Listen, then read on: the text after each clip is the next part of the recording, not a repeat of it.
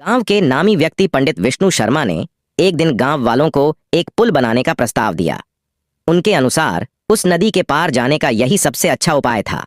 वर्षों से गांव के लोग बारिश के मौसम में इस नदी की चपेट में आकर अपनी जान गंवाते आए थे। सभी ने पंडित जी की बात मान ली और पुल बनाने का निर्णय लिया गया। पुल बनाने का काम तेजी से शुरू हो गया और कुछ ही महीनों में पुल तैयार हो गया। यह पुल देखने में सुंदर और मजबूत था। गांव के सभी लोग बड़े गर्व से उस पुल को देखते थे, मानो यह उनकी मेहनत का नतीजा हो। मगर पंडित विष्णु शर्मा ने गांव वालों को बताया कि इस पुल पर पहली यात्रा शुभ दिन पर ही की जानी चाहिए। गांव वालों ने उनकी बात मान ली और तय किया कि अगले हफ्ते गांव के 5 लोग मिलकर पहले इस पुल को पार करेंगे। शुभ दिन पर गांव के मुखिया, उनके 4 साथी और पंडित जी खुद पुल पर चढ़े। सब खुश थे कि आज उनका सपना पूरा होने जा रहा था। मगर जैसे ही वे पुल के आधे रास्ते तक पहुंचे, अचानक मौसम बिगड़ने लगा। काले बादल छा गए और एक अजीब सी ठंडक फैल गई।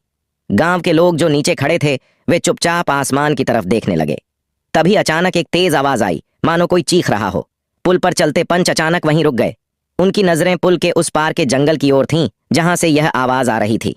जैसे जैसे वे आगे बढ़ते गए, चीखें और तेज होती गईं। तभी एक भयानक आकृति पुल पर प्रकट हो गई। वह एक अदृश्य प्राणी था, जिसकी सिर्फ परछाई दिख रही थी। गांव के पंचों में से एक ने साहस जुटाकर उस परछाई को नजरअंदाज कर आगे बढ़ने की कोशिश की, मगर जैसे ही उसने पहला कदम उठाया, वह पुल से गायब हो गया। सब लोग घबरा गए। अब बाकी पंच और पंडित विष्णु शर्मा ने भी अपने कदम पीछे खींचने की कोशिश की, मगर उनके कदम जैसे जाम हो गए थे। पुल पर अब भयानक घटनाएं होने लगीं। अजीब आवाजें, ठंडक और भूतियां परछाई चारों ओर फैल गईं। गांव वाले नीचे से यह सब देख रहे थे, मगर किसी की हिम्मत नहीं हो रही थी कि वह कुछ करे। सभी दहशत में थे। पंडित जी ने आखिरकार एक मंत्र पढ़ने की कोशिश की, मगर तभी वह आकृति उनके पास आई और उन्होंने भी अपनी जान गंवा दी। अब चारों पंच भी गायब हो चुके थे। गांव के लोग स्तब्ध थे। उन्हें समझ नहीं आ रहा था कि आखिर क्या हो रहा है। कुछ देर बाद अचानक से वह आकृति गायब हो गई और सब कुछ सामान्य हो गया। पुल पर अब कोई नहीं था। गांव के लोग समझ गए कि इस पुल पर कुछ भयावह छिपा हुआ है।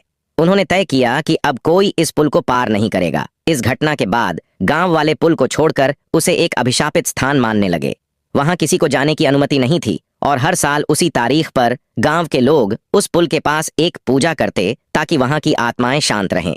मगर वह पुल अब भी गांव की सबसे बड़ी रहस्य बनकर खड़ा था और रात के समय लोग वहां से गुजरते हुए अजीब सी आवाजें और परछाइयां देखते।